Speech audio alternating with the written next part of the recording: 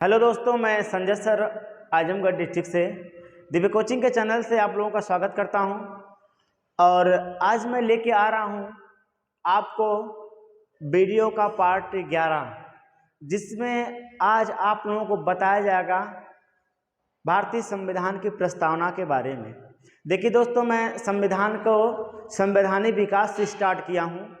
संवैधानिक विकास हुआ कैसे, मैं आपको 1773 के रेगुलेटिंग एक्ट से लेकर 1947 भारत देश जब आज़ाद हुआ तब तक मैंने पढ़ाया हूँ। आपको एक एक पॉइंट एकदम बेसिक पढ़ाया हूँ। देखिए दोस्तों, अगर आपको यूपी पुलिस, यूपी लेखपाल, यूपीएसआई की तैयारी, पीसीएस प्री की तैयारी करना है तो आप डिटेल पढ़िए। डिटेल पढ़ने से आपको ऑब्जेक्टिव प्रश्न भी तैयार हो जाएंगे और हर एक क्वेश्चन आपको किसी कंपटीशन एग्जाम अगर दिया रहेगा तो समझ में भी अच्छे तरीके से आएगा। देखिए दोस्तों, मैं आज आप लोगों के सामने संविधान की प्रस्तावना लेके आ रहा हूँ। मैं आपको एक बात बताना चाहता हूँ दोस्तों, बहुत गर्व तलब करके सुनिएगा। देखिए, लोग कहते हैं कि अगर जब तक आप अपने दिल से स्वतंत्र नहीं होंगे तब तक अगर कानून आपको कोई भी स्वतंत्रता दे दे, आपका वो सब बेकार है।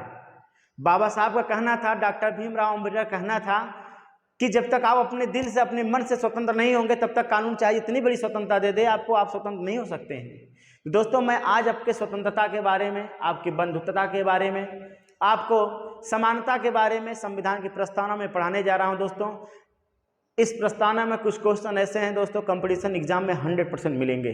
देखिए दोस्तों, वीडियो के साथ बने रहिएगा। अगर आपको वीडियो अच्छा लगेगा तो आप दोस्तों के साथ जरूर शेयर करिएगा।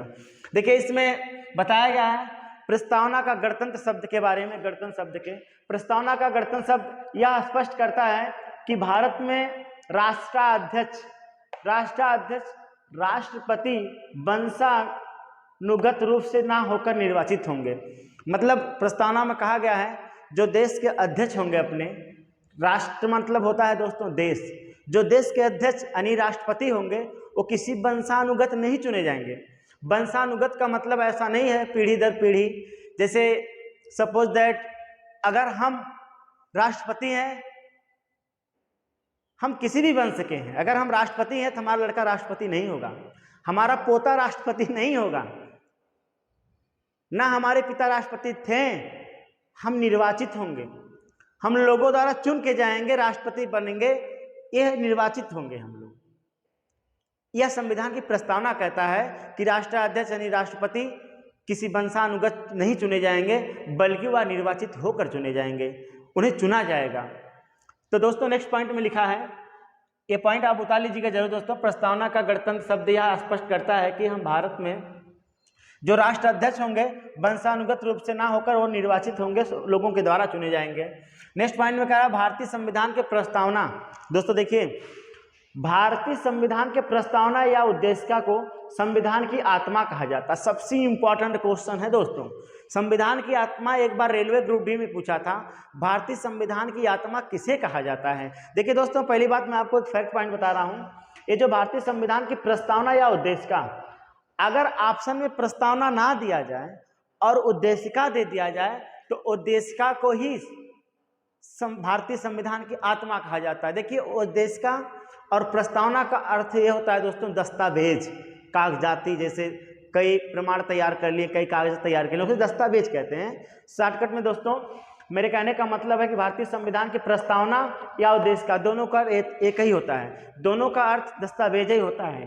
तो अगर क्वेश्चन पेपर में पूछ ले कि भारतीय संविधान की आत्मा किसे कहा जाता है, दस्तावेज को भी कह सकते हैं आप, उद्देशिका को भी कह सकते हैं, लेकिन आपको यहाँ तक कि गूगल भी बताएगा प्रस्तावना को ही कहा जाता है, ठीक है। लेकिन हम आपको उद्देशिका भी बता रहे हैं, उद्देशिका भी पेपर में कभी कभी देते हैं, लड़के कंफ्यूज हो जाते हैं। तो ये आपको क्वेश्चन समझ में आ गया होगा कि भारतीय संविधान के प्रस्तावना या उद्देशिका को संविधान की आत्मा कहा जाता है। देखिए दोस्तों, वीडियो में आपको बोरिंग जैसा लगेगा, लेकिन जिंदगी के कई लाभ इससे मिल जाएंगे आपको, हर जगह क्वेश्चन मिलते हैं, समझिए विस्तार से देखिए दोस्तों, यहाँ नोट में मैं एक पॉइंट और लिख दिया हूँ। अगर जैसे डॉक्टर बी आर अम्बेडकर के संदर्भ में प्रश्न पूछा जाए, जैसे डॉक्टर भीमराव अम्बेडकर के संदर्भ में अगर प्रश्न पूछ लिया जाए, तब जाके आपको भारतीय संविधान की आत्मा किसे कहते हैं।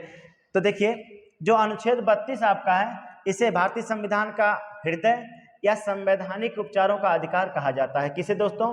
अनुच्छेद 32 को। या क्वेश्चन पूछ सकता है संवैधानिक उपचारों का अधिकार किस अनुच्छेद को कहा जाता है?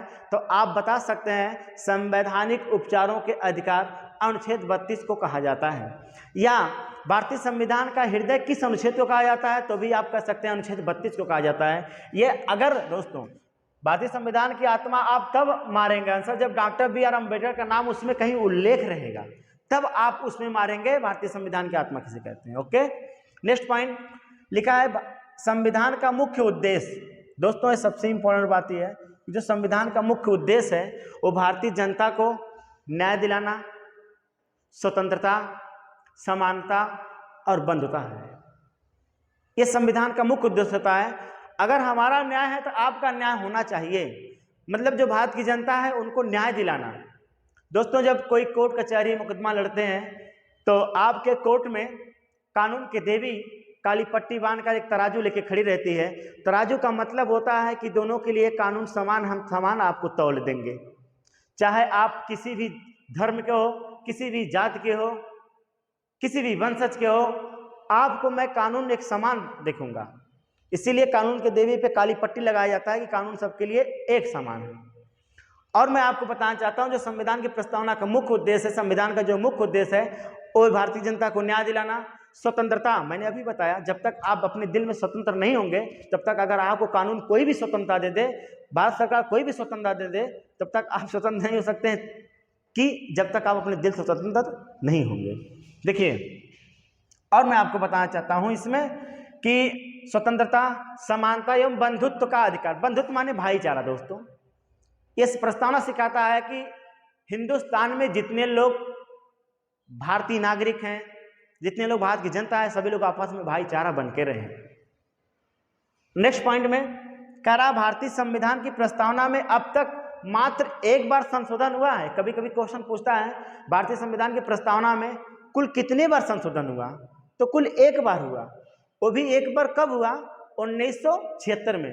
देखिए दोस्तों, जब 1976 में यह संशोधन हुआ तो उस संशोधन वह 42वां संविधान संशोधन था। भारतीय संविधान के प्रस्तावना में जब 42वां संविधान संशोधन किया गया है, देखिए दोस्तों ए वाला लाइन कह रहा है कि अब तक भारतीय संविधान की प्रस्तावना में केवल एक बार संशोधन हुआ है।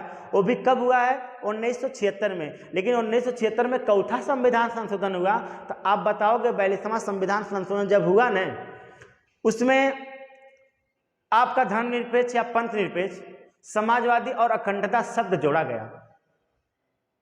धर्मनिरपेक्ष का मतलब दोस्तों जिसका अपना एक धर्म हो या राज्य क्षेत्र अपना धर्म हो, जिसमें आपको इस एक पॉइंट और भी बता दे रहा हूं, प्रस्तावना में 42वां संविधान संशोधन 1976 को संशोधित करके इसमें धर्मनिरपेक्ष या पंथ निरपेक्ष, समाजवादी और समाजवादी हो, अखंडता मतलब आप अपने में विरोध मत करो, आप खंडित ना हो, आप एक साथ मिल के रहो,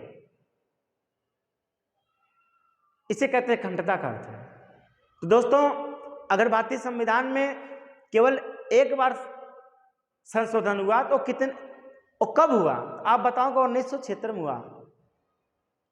और 1976 में जब संशोधन हुआ तो उसको चौथा संविधान संशोधन हुआ। तो आप बताओगे 42वां में क्या जोड़ा गया? समाजवादी, पंथ निरपेक्ष और अखंडता जोड़ा गया। लेकिन 42वां संविधान संशोधन पूरे संविधान संशोधन का एक ऐसा पार्ट है जिसे मिनी संविधान संशोधन कहता है। इसमें कहा जाता है मिनी संविधान संशोधन या लघु संविधान संशोधन किसे कहा जाता है? तो 42वां संविधान संशोधन को। दोस्तों ये नेक्स्ट पॉइंट में लिखा है कि भारतीय संविधान के अनुच्छेद 1 में ये भी लिखा गया है, जो भारतीय संविधान की प्रस्तावना है उसके अंतर्गत भारतीय संविधान के अनुच्छेद 1 में बताया गया है कि जो अपने देश का नाम रहेगा उसको या तो भारत को या तो इंडिया, दो ही नाम दिया गया है संविधान के अनुसार।